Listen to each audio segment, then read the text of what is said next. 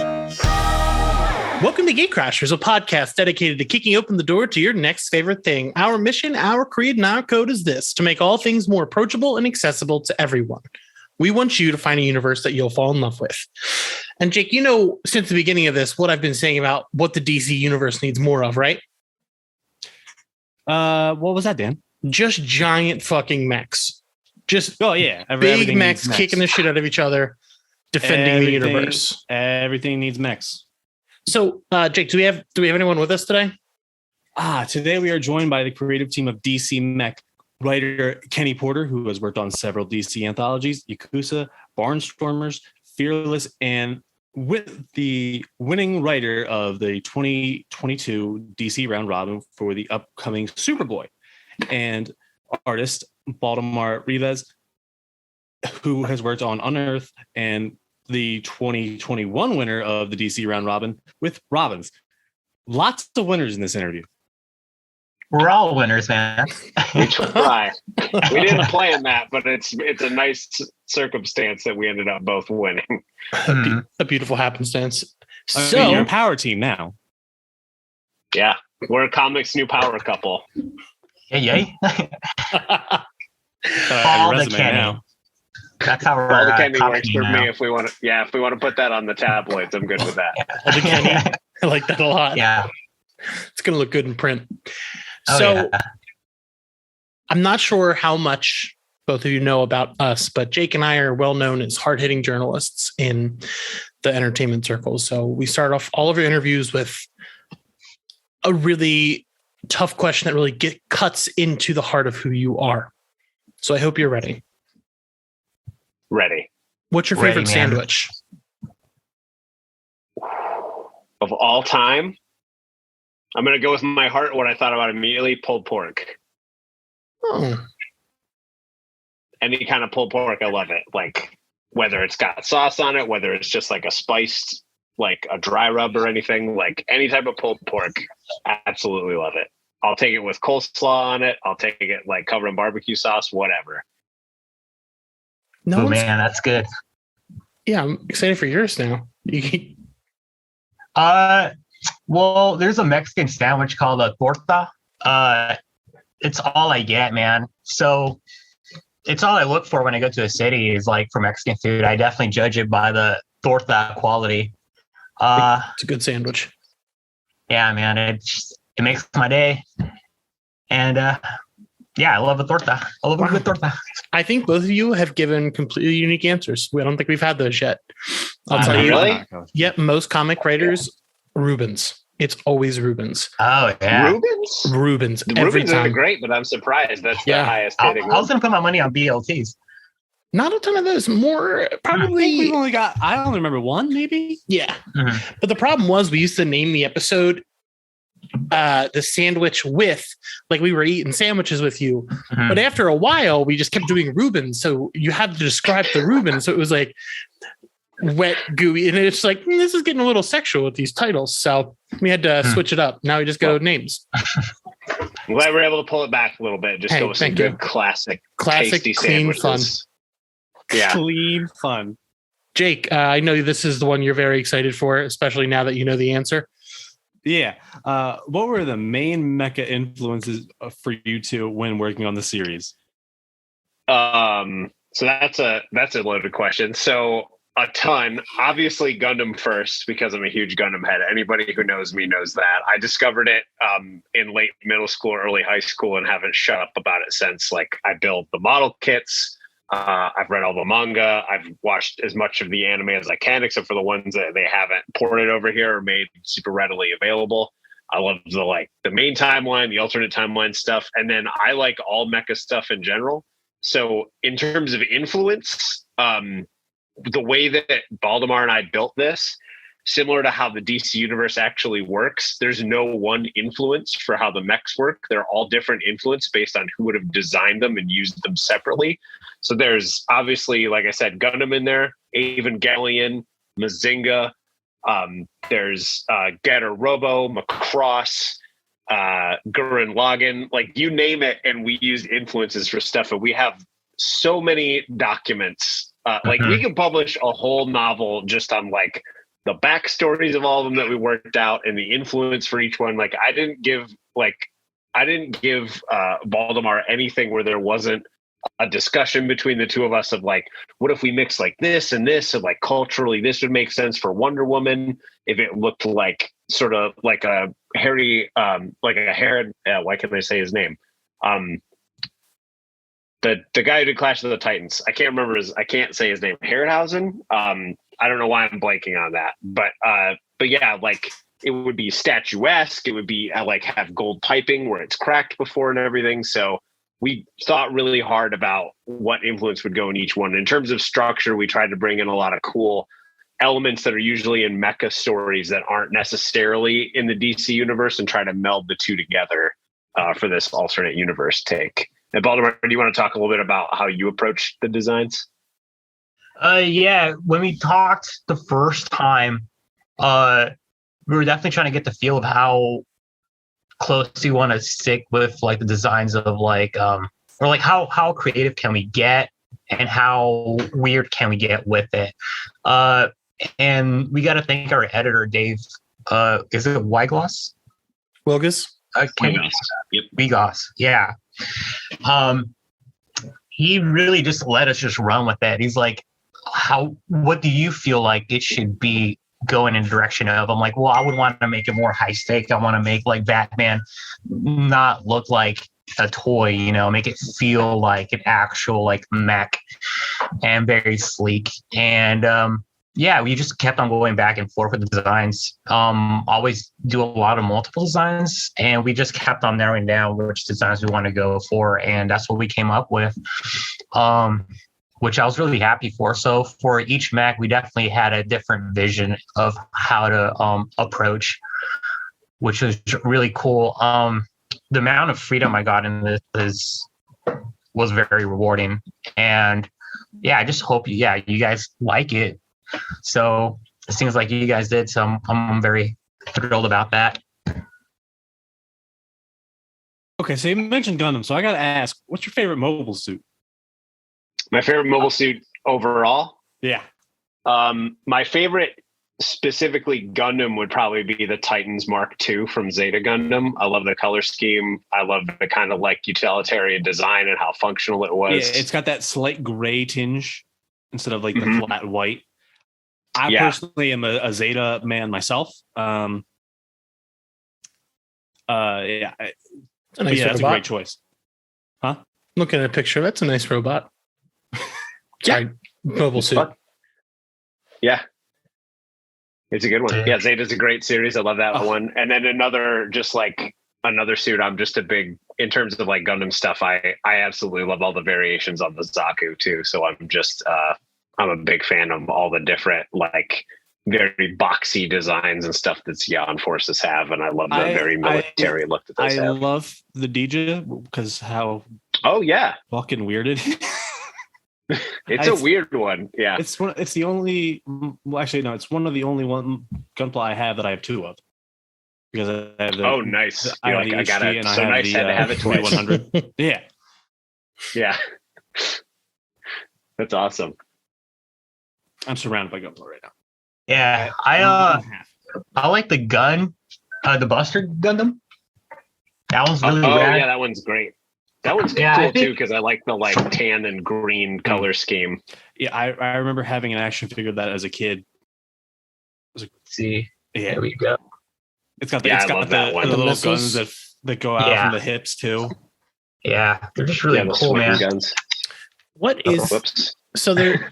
I think it's in the original Gundam series. There's the one who's has half a body, but then the legs are treads. Oh, the gun tank. Yeah. Yes.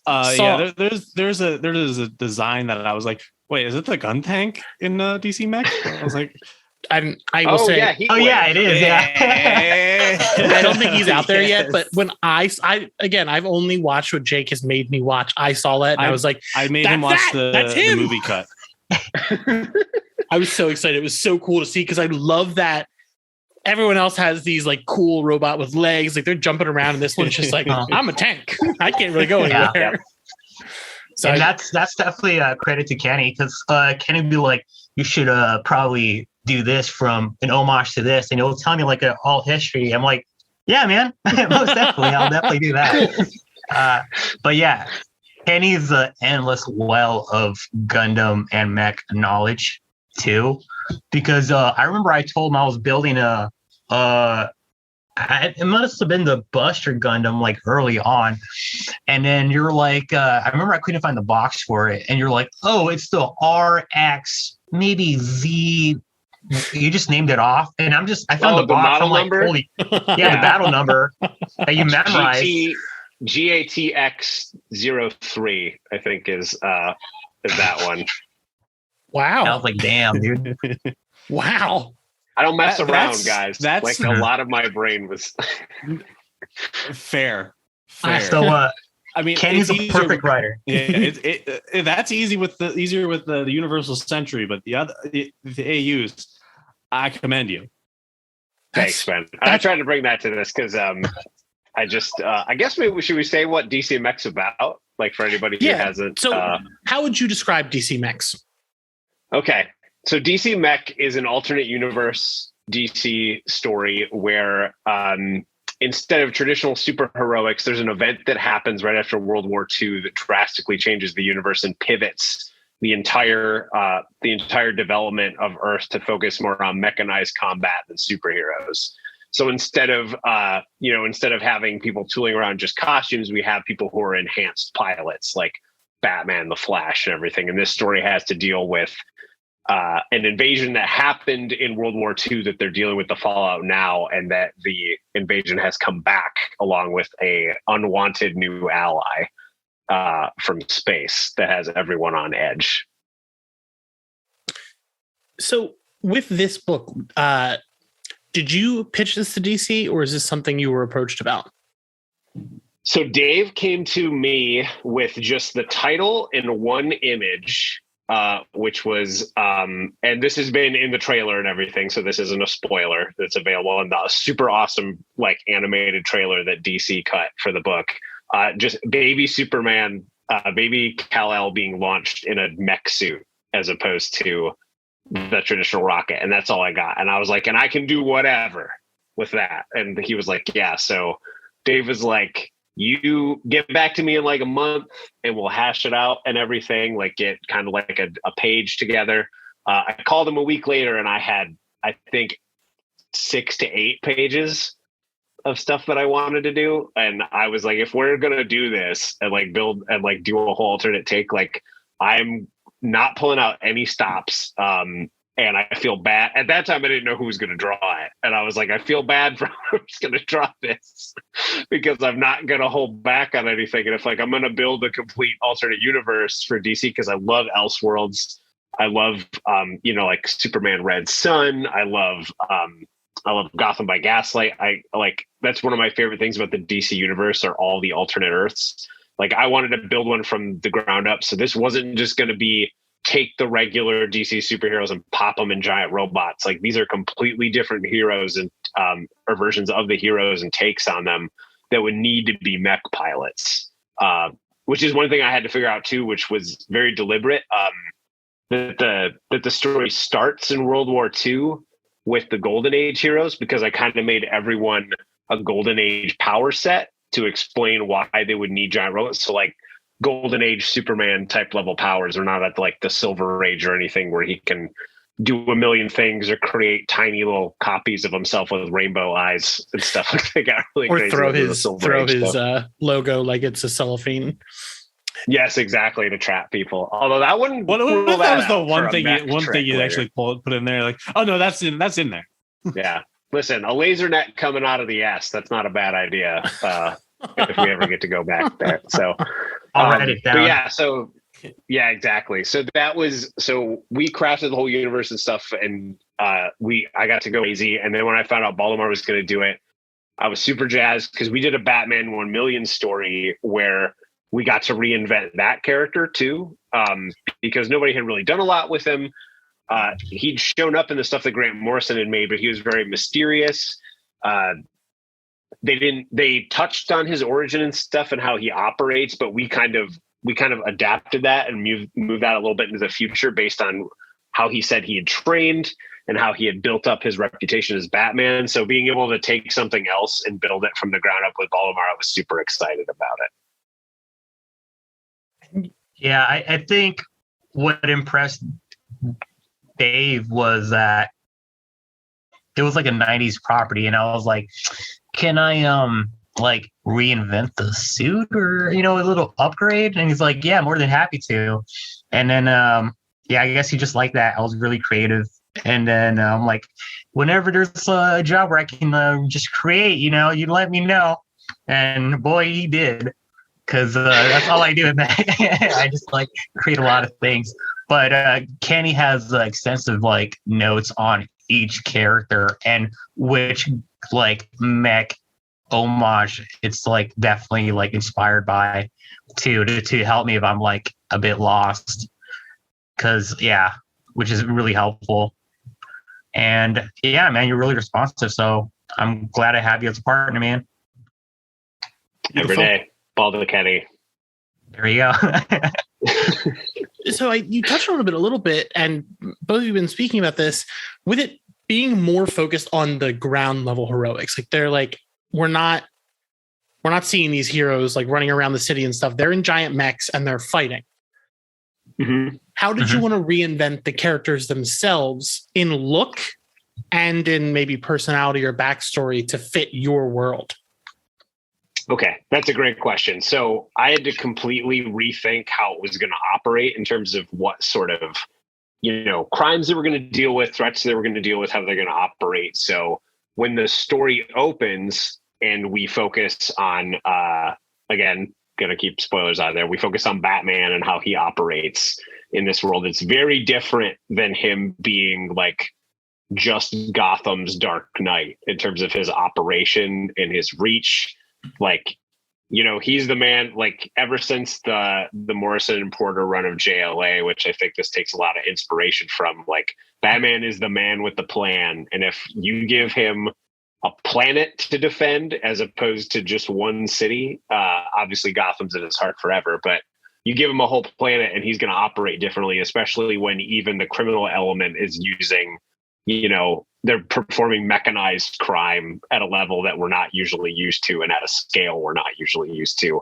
It's going to operate way differently. So everything kind of spun out of that in terms of the sort of threats that they would deal with, how they would work, begrudgingly as a team and everything.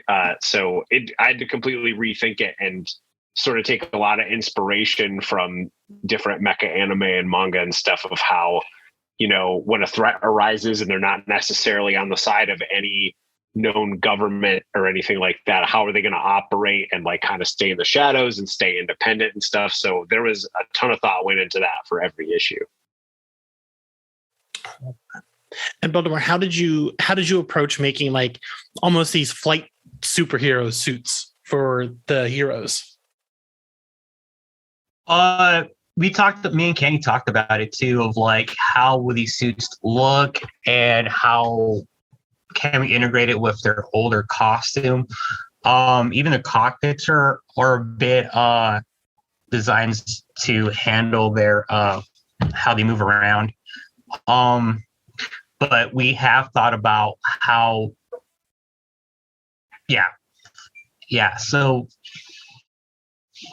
sorry. Can you ask the question one more time? Yeah. How did you approach making these flight suits look superhero-y?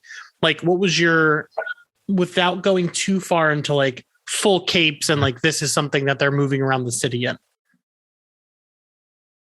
Yeah, we wanted to. It's hard to like not go into spoilers. Mm-hmm. Like, can we? Okay, for example, there's like we would want to integrate the powers with the character in a way where they can output it with the mech. Got for it. some of the characters that are powered based, somewhat. Is that a good answer? Yeah. So that I can. I think I'll introduce you out of there so you don't have to do any spoilers. So they do have powers. Like their powers are integrated with their suits.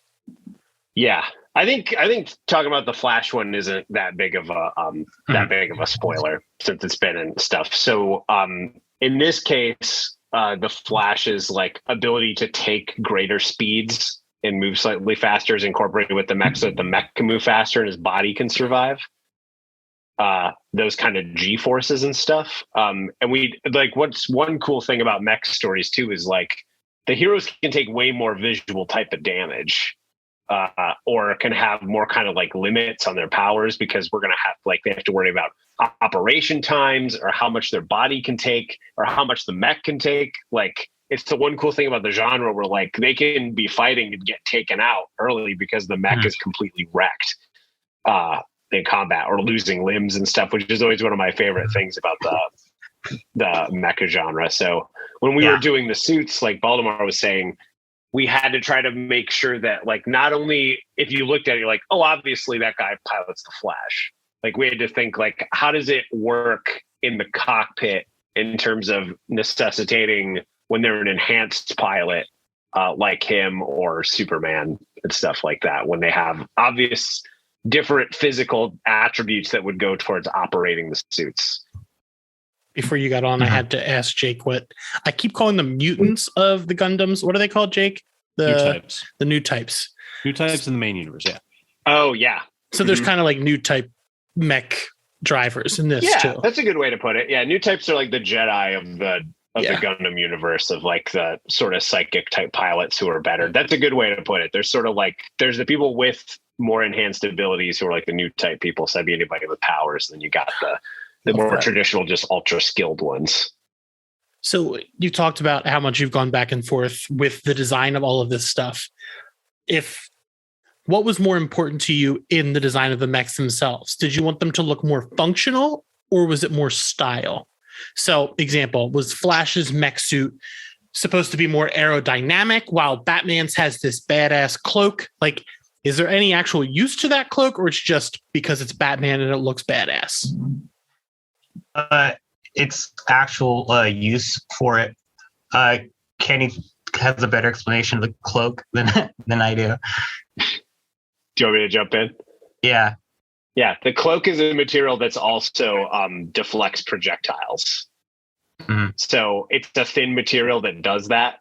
So it not only is it intimidating because it's like a cloaked mech that moves like with a different sort of silhouette. The actual thin material will bounce off a few projectiles so that he doesn't have to worry about carrying a shield at the same time.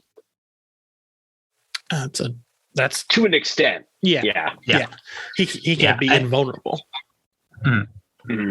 It'll take some hits. It'll get shredded eventually, but it's that extra couple of hits of somebody who's like not an enhanced pilot, like would need against more enhanced pilots.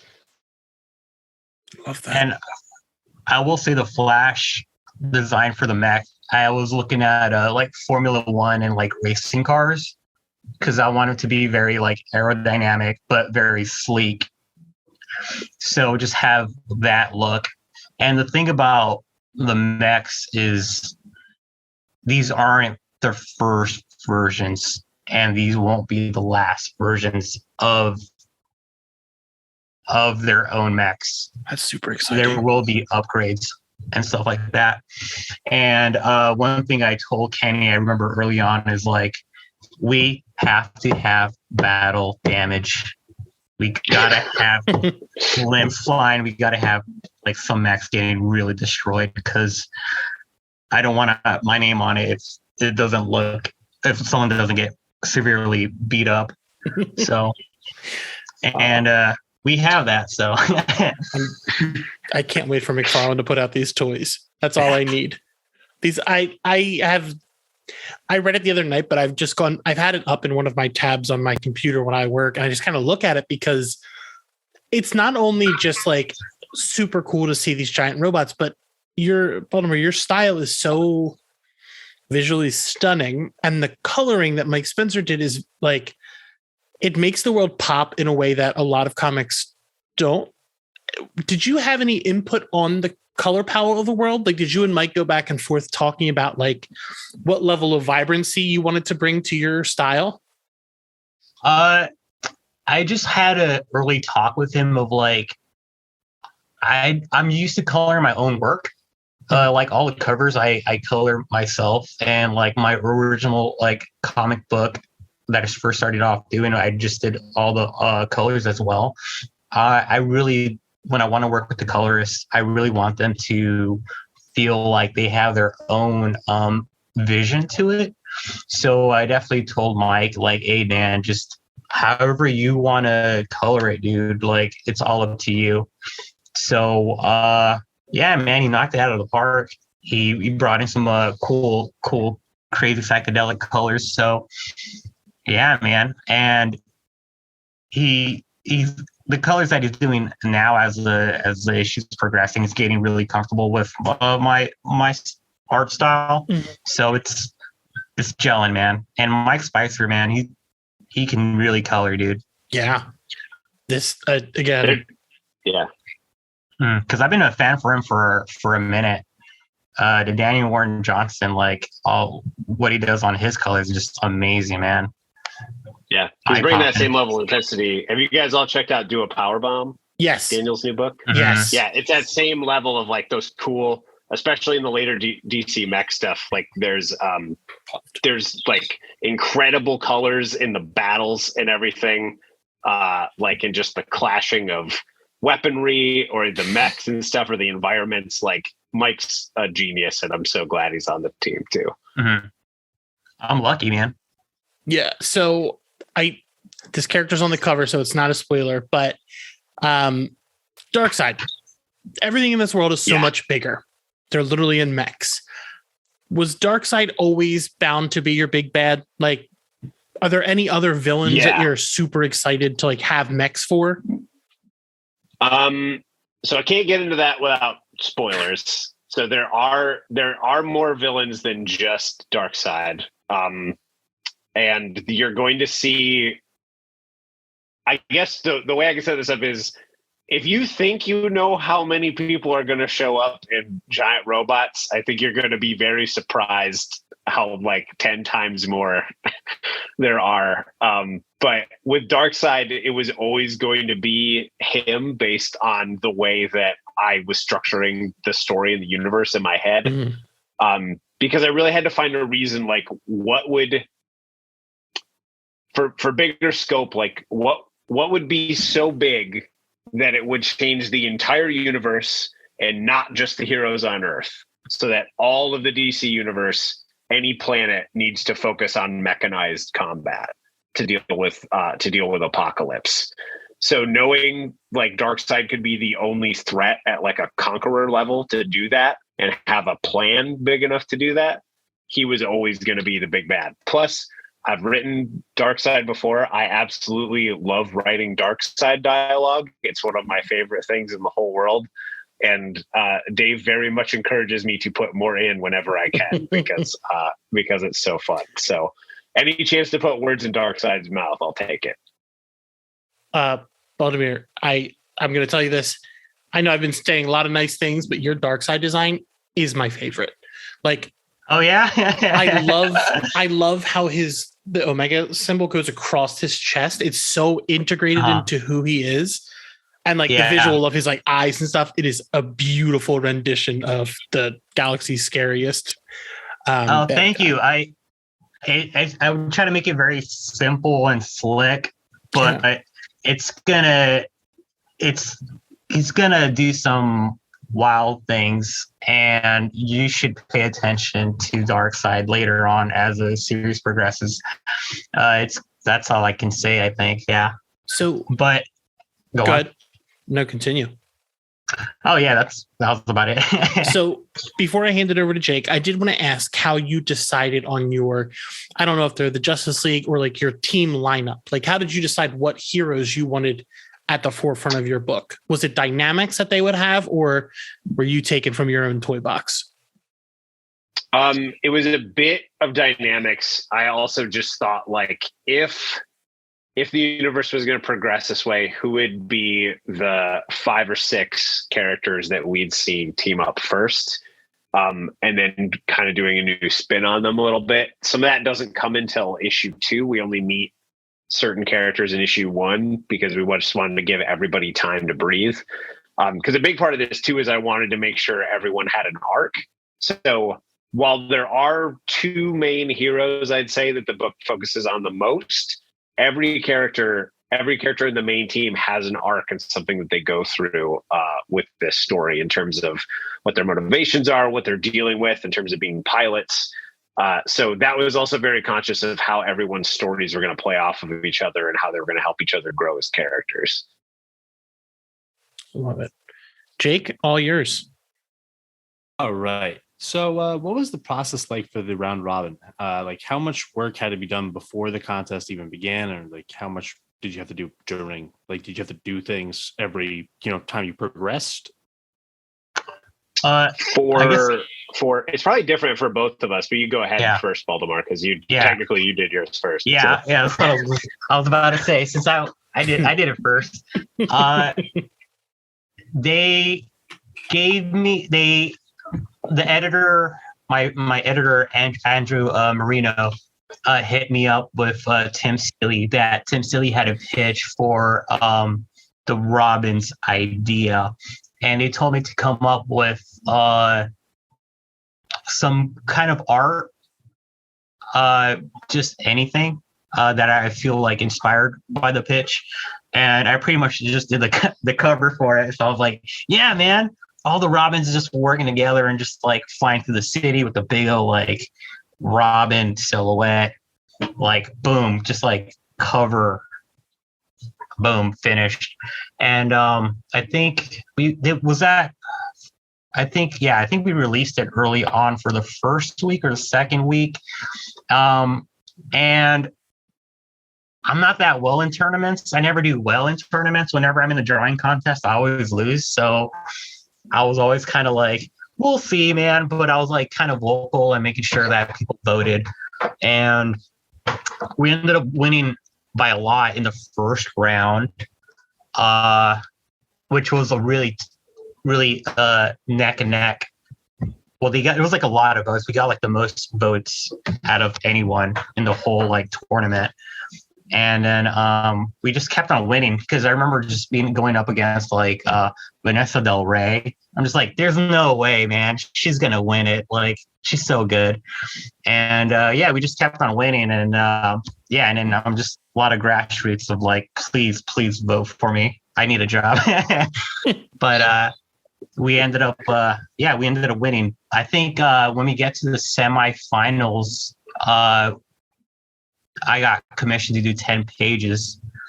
So we were assembling the team and getting more serious. And then, then we got picked up. And then once they let me know that I was the winner, I started working on the book right away, which is a fantastic feeling. My first DC series. So yeah, just very happy about that. You, Kenny? So for me, it's a little bit different, obviously, since I'm a writer. But so the Superboy idea was one I had outside of it. It was a story I'd already thought of. I really liked Bendis's run on Superman, especially the Action Comics series. And when he brought back Connor in Young Justice, and then where they left it in Action, I was like, oh my God, like this kid is going to be messed up. Like came back to a universe he no longer existed in. Not everybody remembers him. I was like, there has got to be a story there. And like, I love Connor Kent. Like I'm a kid of the 90s. So I was reading Superman when Death of Superman happened and he was introduced. I love the Young Justice cartoon and everything. I love the like Jeff Johns Teen Titans run. So I'd come up with that story beforehand. And then Andrew Marino was also my editor, and he had asked me, like, if you could do something and just like anything you wanted to do, what would you want to do? And that was one of the ones I threw out there. And then he asked me if I would want to put it into the round robin tournament. And I said, yeah, man, let's go for it. Let's do it. And as we did it, it was very similar to Baldemar's process. I know they did it differently this year where it was like in increments because they didn't say who the creative teams were at the beginning. And I don't know if it was like this for you, Baldemar, but I didn't know any of the other pitches. Like, I don't think anybody did. So I didn't know anything that was going in. broke my heart that we had to beat Green Lantern books twice because Green Yeah. Lantern's like one of my favorite characters. In fact, all of the pitches are ones that I would have read, and I've told people that have messaged me privately. They're like, "I'm really glad Superboy won, but I really wish Constantine had won or this had won." Like, I wish I could read all of them. So I hope that at least like we get to see. I know they're going to do. They're going to put some of the artwork and stuff together for the ones that they did or had pitched. That'll be awesome to be able to see those. And then incrementally, we just did stuff. I know Andrew was like, you don't need to write too far ahead. And I was like, well, I can't help but do that. So I'm gonna, just in case. And so I had a lot of the story already worked out, knew what I wanted to do. And then they paired me up with Jahnoy, who's awesome and super fun to work with. And he and I were on the same level, like from the get-go of like what the vibe of this book is going to be. Like, it's classic, like snarky Connor Kent. There's a bit of Dragon Ball in there because we're kind of doing like for Dragon Ball fans out there, we're doing like a Frieza saga sort of thing with him, like going into space. Does he ever just toss off his jacket?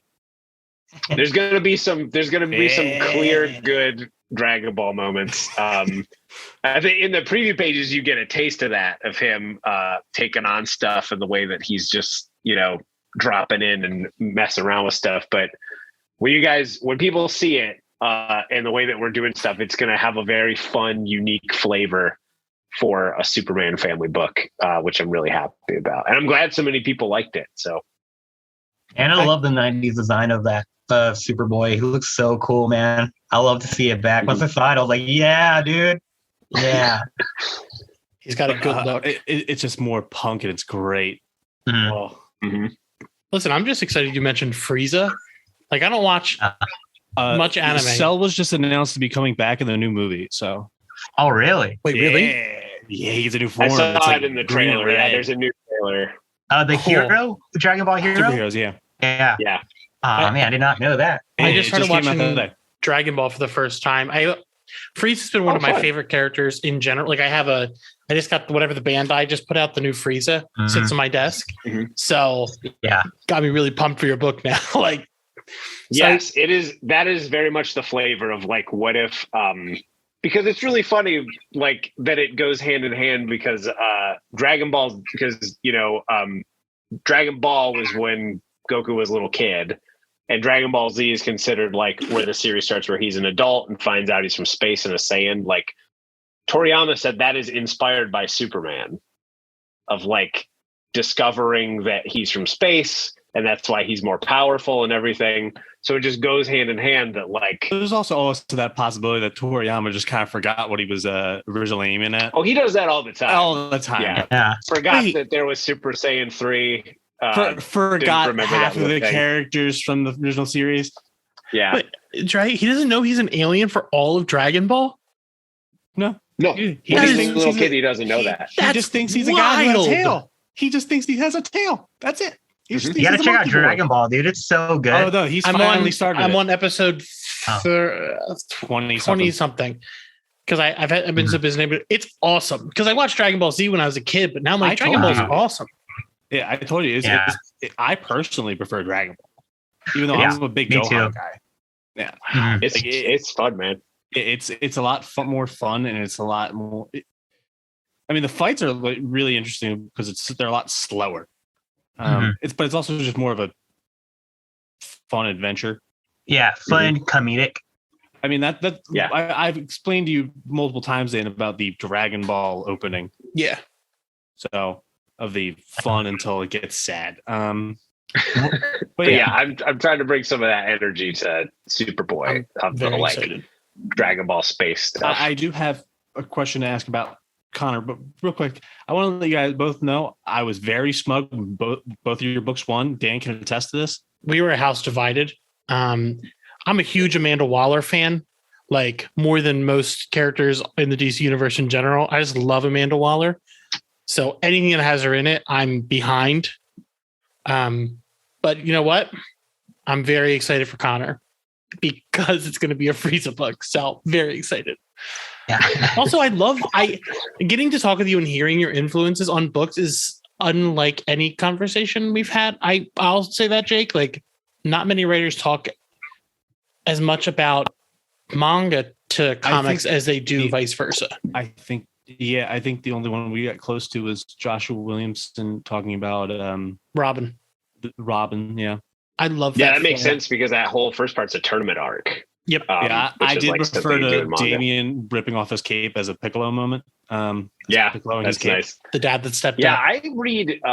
I try to like. I love comics from all countries. Like I read Bande Dessinée. I read comics from Spain, Italy. I've read manga forever. Like during COVID, I took on the challenge and read every single chapter of One Piece. So I am completely caught up on One Piece now. That's like 1,000. Are you mad? Yeah.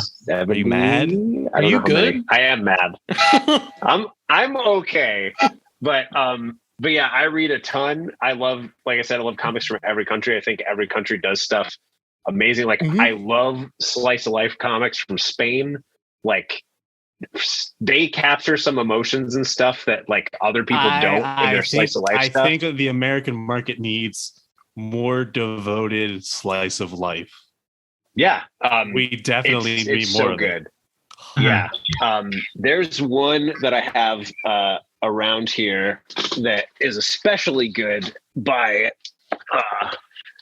Paco Roca called The House. If you guys have never read this. I'm writing it down. This is absolutely amazing. And I don't remember exactly which country Paco Roca's from, but he was born in Spain. Or at least lives there. But this is amazing.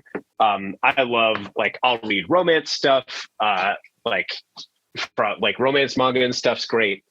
So I try to read everything from everywhere. So as well as novels and everything too. But in terms of comics, comics are my first love. I love them from any language, and I try to find influences in places that are outside of superhero comics to try to bring that stuff in because I love superheroes too, and I want to do unique and awesome things with them. I'm so happy that we've gotten to do this whole new take on DC Mech, which takes another genre that I love outside of American comics, which is mecha stuff, and be able to blend those together. Yeah.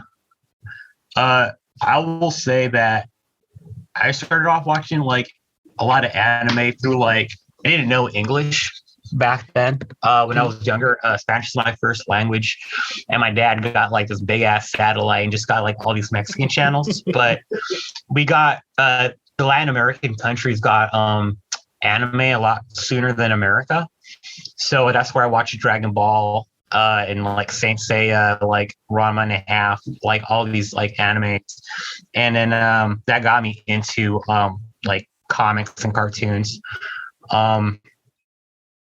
And then, I love European comics as well. I love dark slice of life, just heavy emotional stuff. Have you read Beautiful Darkness, Kenny? Yep, it's great. Yeah, I love that book, man. Just anything to write down. Oh man, yeah. The art's so pretty too. Black Sad's amazing too. Black Sad's great. Mm-hmm. And I share a studio. Yes, okay. That's the one with the anthropomorphic animals. Yeah. Mm-hmm. It's a more adult Zootopia in a way. Yeah. Mm-hmm. That's a good way to put it. Mm-hmm. And man, I'll always love mechs. And I just knew it'd be man, I can't wait to draw mechs one day. And I had an idea for and designs for some ideas. But I just knew man, mechs are going to be a pain to draw, man. But one day I'll do it. And now it's my second thing for DC is mechs. I was oh, damn. I got to really study up on mechs, and then buying a lot of model kits of Gundam and art books, and just really diving deep on using a ruler. A lot of straight lines. And I will say my big, growing up in the 90s in America, you got anime where you got it on Sci-Fi Channel, or sometimes you'd see it at the video store. And then obviously the big, nice little flyby there with the model kit. The big intro. Yeah. The big intro was Toonami. obviously, when they started doing that block. And I was like, everybody shut up. This is important, whatever this is. So seeing that and having that sort of unlock was, which was also a big influence on the animated trailer, because that was our one like tone thing. We're like, make it like a Toonami promo, like something that they would play. So I'm really glad that the team cut that together and did an awesome job. It's very man, good. they killed it. Yeah.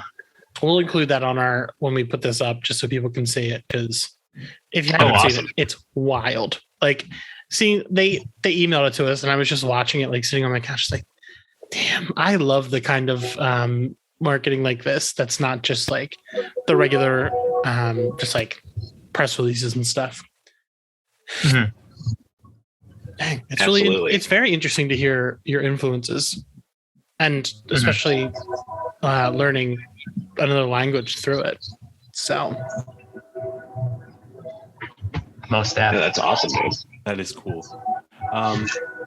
Baldemar, for DC Mech and Robins, you have very kinetic art with clear movement. How do you achieve that? By reading a lot of manga. I could see that, because I was looking at Jason smashing down the glass. I'm like, oh yeah, no, that's got some like motion to it. Like you got the motion lines. Oh, love it. One thing about American comics, they're just like, I don't know. Sometimes they have like static, like you have like the freeze frame moments.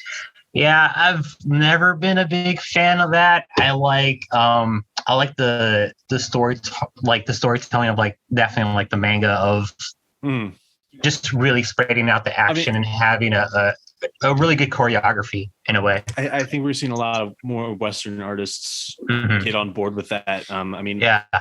Coming to mind is the Pole from TKO. Oh yeah, man. So Ricardo. kinetic. Yeah, Ricardo. And Ricardo does variant covers for DC Mech. He does awesome ones. Studio Trigger inspired. Yeah, he understood exactly what we wanted to go for. He's like, "Yeah, dude, I want to do like a Studio Trigger, like for the first cover, like inspiration." I'm like, yes. It's so good. I will say one of my favorite artists is Trad Moore. His really good just action shots, just his Luther Strode. Like I remember talking to him about it. He's like, yeah, man, I love like, because we talked about it too, just like Hong Kong cinema really showing you these how fight progresses versus like American storytelling of like really cut edits. And I feel like a lot of people like seeing the action really laid out. So yeah, I'm glad you pointed it out. Also, what was your favorite mech to draw, and who was your favorite Robin to draw? My favorite mech, I love my Batman design the most. I love the green. I love the green. Oh, thank you, man. I wanted such a to. Choice. Thank you. It reminds me of like, it's like that same color green of like some of the like late century or universal century beam sabers. It's cool as hell. Oh, thanks, man. I had a Lego set, or I just had like that Lego green. Oh, you know what I'm talking about? Yeah, the lightsaber green. Yeah, I was like, I just built the Luke Skywalker versus Death Troopers set. Sick. And I was like, you know what? I want that green, man. I feel like that green for it's not a color you normally associate with Batman, but it's definitely something I'm like, oh yeah, that goes with mechs. Yeah, because Kenny talked about like definitely have a bit more of a cyberpunk feel, and I feel like that green is like very cyberpunk, and it would be the perfect excuse for it, you know. Yeah. But I will say, drawing the Flash is so much fun because it's just that speedster of just like you just see a big old trail throughout the whole city that I think is a lot of fun to do. And that's totally that kinetic art I was talking about. I mean, like I especially like that his arms are like spoilers on like a car. I'm like, that's so cool. The back of his head. Yeah, the back of the head. Like it's so good. Yeah. Yeah, and like his hands are more like pipe, like airplane, just like fins in a way, just helps him like move. And then he's got like wheels in the bottom, just to really like drift in case or just move around. but I will say his mech definitely takes a lot of energy and takes a toll on his mech, which is really cool thing to do, like that Kenny talked to me about. But yeah, I just think whenever the Flash does anything, I really love just trying to move around. I mean, it's so much fun to look at that. All right, for Kenny, I got some Connor stuff. So I went through and I've read pretty much everything minus the new 52 stuff, but I still need to get through. I'm also a big enough nerd about the current jacket that I'm currently making it, just making his battle jacket. Awesome. So I'd love to see him getting some love. Like I said, I was very smug to Dan and the rest of our friends when you won. So what do you think makes Connor such a compelling character, where like staying power over like characters like Lorzod being Chris Kent and Nightwing and all that, and like CC, who was like Supergirl for some 2 months, I don't know. What really sets Connor apart? Yeah, like what made him, like, because you see all these like legacy characters like fade off, but he had so much staying power. Mm-hmm. I think it's because, like, obviously because he's a clone of like Superman and Lex Luthor. Like, he's got a more he's a more complicated character. I just ruined Superboy for everybody. You ruined that first arc of that first issue of Teen Titans. Yeah, I know. So it obviously is a more complicated history, but like in terms of his place in the Superman team, which makes him so unique, is like, as opposed to John, like John, I love John, and John is more of a more traditional, like following the footsteps of his dad, and is like the guy you can always count on to be absolutely always doing the right thing and stuff. Connor will always do the right thing and help anybody who needs help. But he is also do it like it's the mafia. Like he said, he is ready to scrap.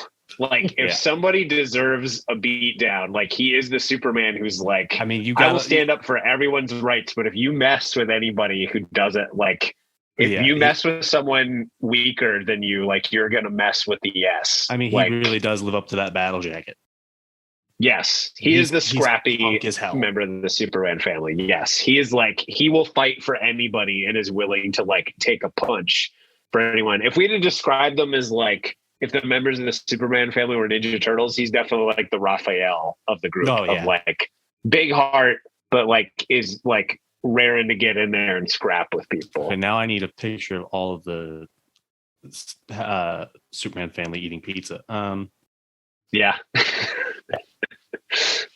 But so Connor's also, with coming back, and now with the more recent issue of the Dark Crisis, Young Justice, he's kind of folded in. Like, there's a lot of changes over the years. First and foremost, he was considered a DNA alien, and then he was the half human clone, Kryptonian clone.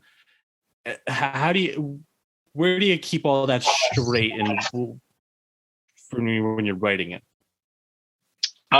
I usually, like, I keep all of the history stuff like very deeply in mind. I know that I've mentioned Grant Morrison stuff a lot, but they're a huge influence of mine, and I love Grant's run on Batman, and the fact that, like, that run on Batman was like anything that ever happened to Batman happened and is canon.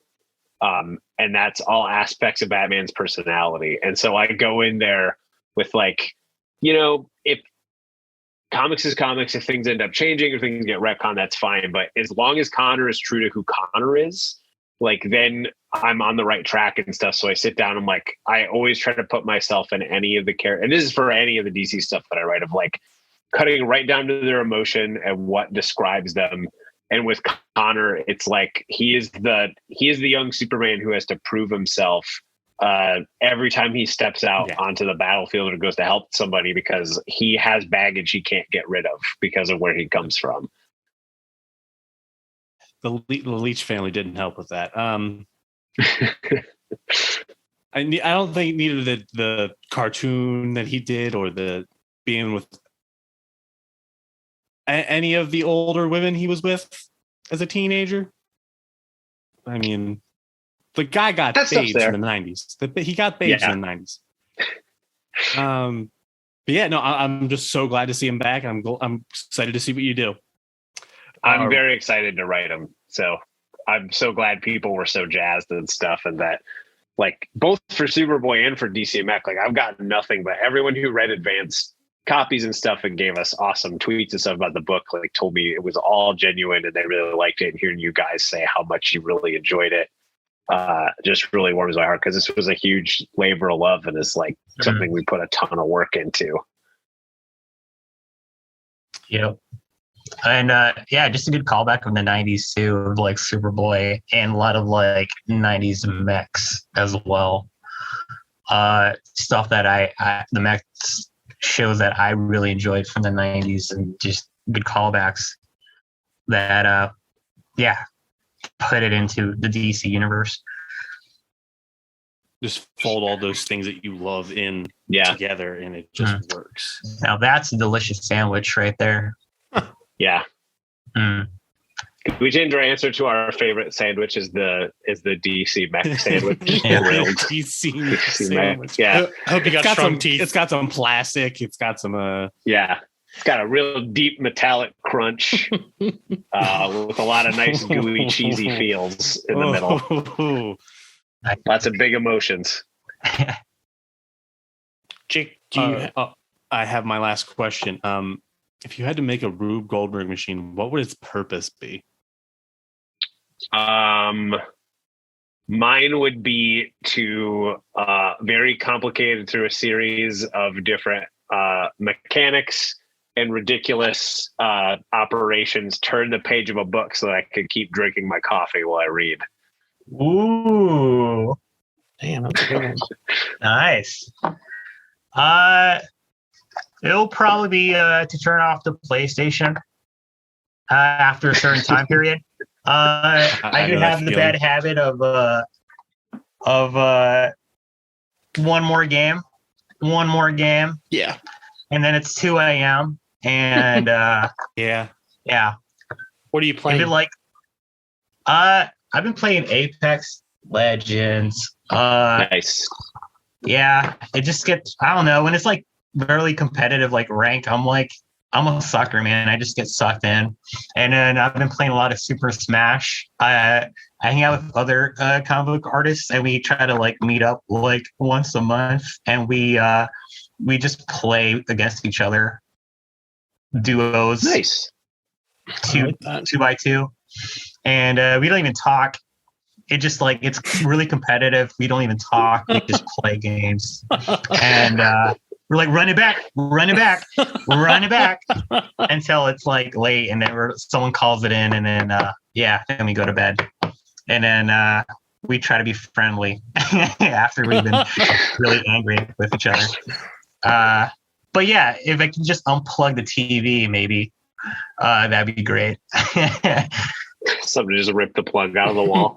Yeah, then I'll pay the money to get it reinstalled every time.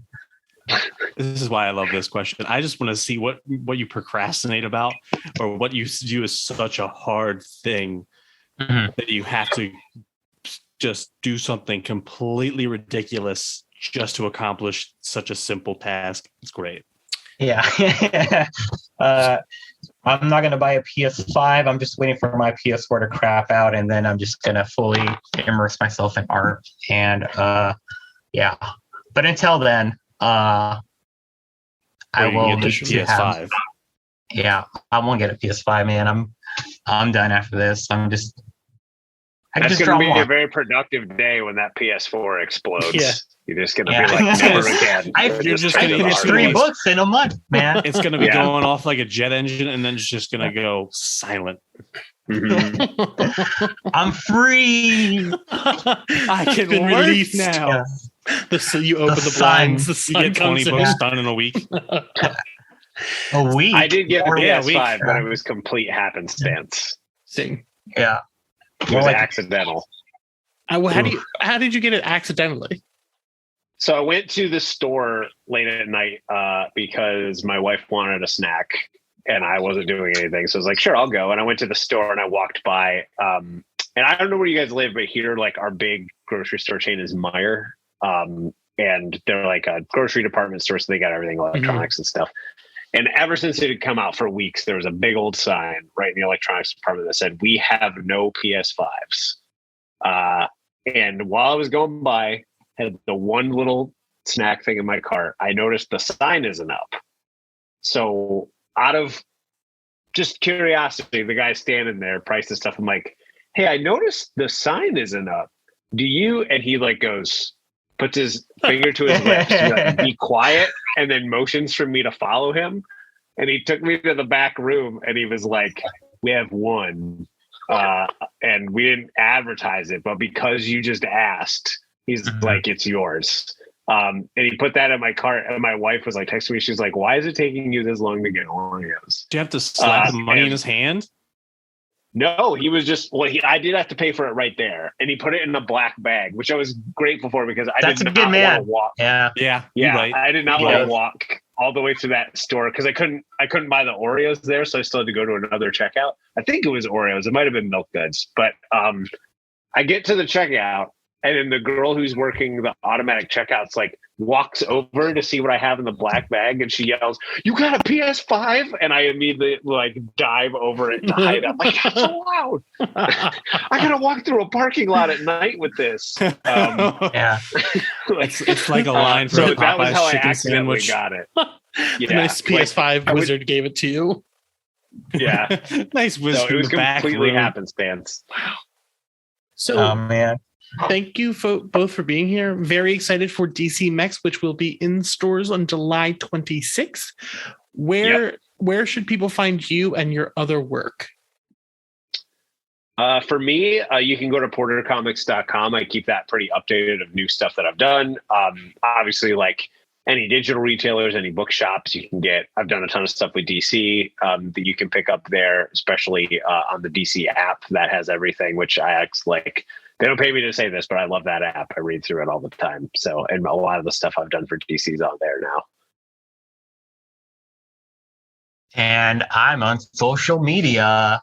So Instagram or on Twitter is where you can find me posting stuff.